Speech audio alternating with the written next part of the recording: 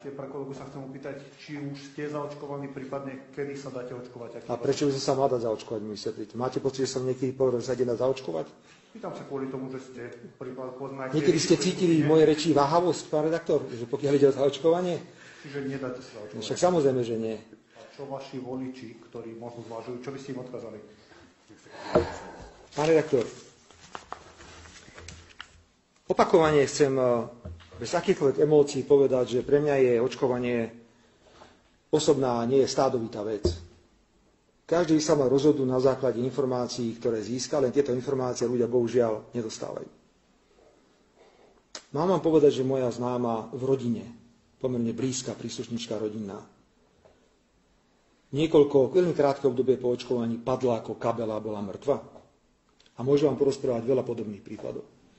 Choďte sa porozprávať na neurológiu, koľko majú nárast mozgových úmrtí alebo mozgových porážok.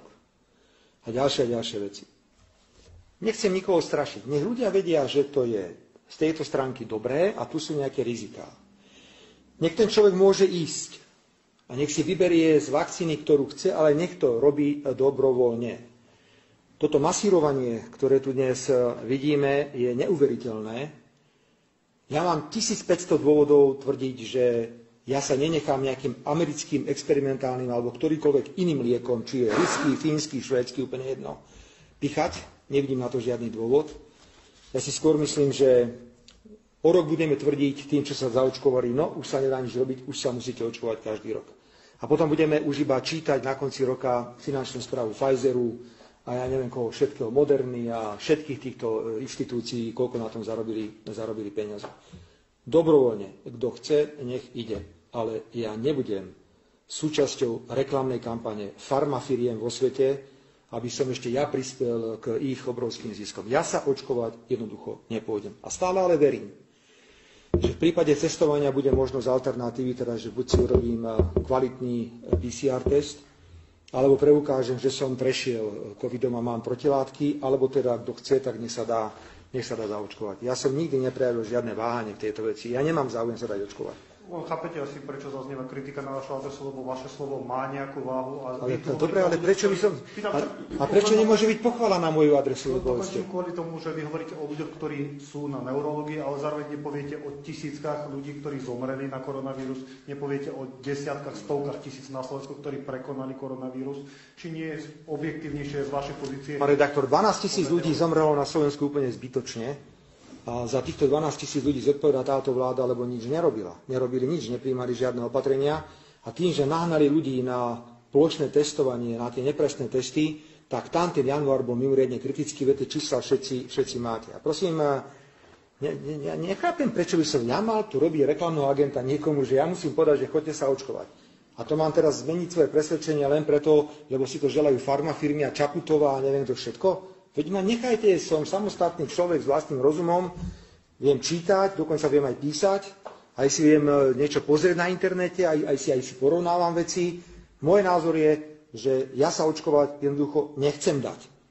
Ak je to zase nejaký zločin, že mám iný názor, ako si želajú farmafirmy, ja nebudem ako Čaputov agentom farmafiriem. Jednoducho nebudem. Ja sa nebudem vyškierať pod nejakými reklamnými pútačmi, že ja neviem, čo je všetko, očkovanie je úsmev, očkovanie neviem čo, len nikto nehovorí, že očkovanie je zdravé. Sranda, všetci hovoria, že očkovanie je sloboda. No mňa hlavne zaujíma, že či očkovanie je zdravie. To je pre mňa najpodstatnejšie. Ja nemám celkom jednoducho až taký pocit, ako by sa niekto domnieval. Ja len verím, že Lengvarský bude mať zdravý rozum a minimálne nedovolí kombináciu teraz vakcín. Lebo už vidíte, už začínajú... Aha, počkajte, to by bol celkom dobrý biznis. Prvá dávka bude od AstraZeneca, tak druhú mu šľahneme Pfizera, však to je úplne jedno, nie? Alebo prvá dávka je Pfizer, tak mu šľahneme Modernu. Však on sa z toho nejako spamätá ten človek. Ja len dúfam, že vláda bude mať v tomto rozum a nedovolí mix. A veľmi vážne protestujem proti očkovaniu detí, ktoré mali 12 rokov. Čo to je, prosím vás, za nezmysel? To sú pokusní králici, experimentálne lieky, ideme píchať 12-ročným deťom, ktoré obchádzajú COVID s ľahkosťou v podstate. No len preto, aby keď budú mať 15, zostali ďalšiu, 17 ďalšiu, 19 ďalšiu, ako som uviedol, na konci roka si bude Pfizer rátať svoje zisky. To je môj názor. Ak je to názor, ktorý mi poškodzuje, tak si budem niesť zodpovednosť za môj iný názor. Ale budem si tento názor presadzovať aj ďalej, Takisto ako hovorím názor na Irak, že to bolo ropné dobrodružstvo Američanov, kde sme nemali čo robiť.